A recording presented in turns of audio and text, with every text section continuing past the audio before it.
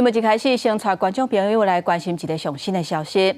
在台北市艋舺昨昏发生一个命案，有一个67岁姓陈的查甫人，因为厝头家来甲伊催爱纳厝税钱，伊怎举刀啊，甲这个78岁厝头家杀死。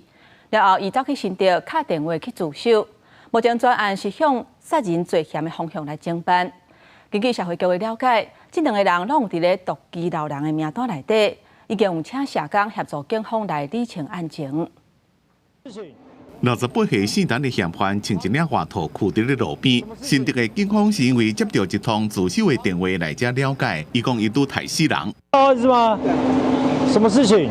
伫台北杀人了，坐车落南登去新竹的故厝，知影讲家己走袂去，决定要自首。新竹警方听到伊的讲法了，随通报台北市艋舺的警察，真正伫民和街公寓2楼发现78岁姓严的死者，倒伫咧涂骹，规身躯拢全毁，无损毁。犯嫌与死者之间为二房东与租客之间的关系，双方因租约的债务相关的问题而导致口角冲突。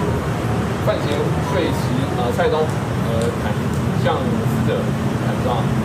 警方研判两个人敢若是因为租金的问题起冤家，死者因为目睭看无法度抵抗，被杀10几刀，死伫咧厝内。社会局表示，两个人拢有伫咧独居老人的名册内面，已经请负责的社工协助警方调查。那个喜盛的那个杀死那个二房东是眼瞎的，早上大概6、7点钟的时候就有声音到。 要喊救人救人，可是没有人知道你在哪里。很多人听到，但不晓得他声音从哪里来。台北市警方伫咧找到下昼，去新竹甲姓陈的嫌犯带转来台北，因为伊拒绝暗示真相，警方会继续追查，查清楚伊犯案的动机，专案是以杀人罪嫌的方向侦办。记者综合报道。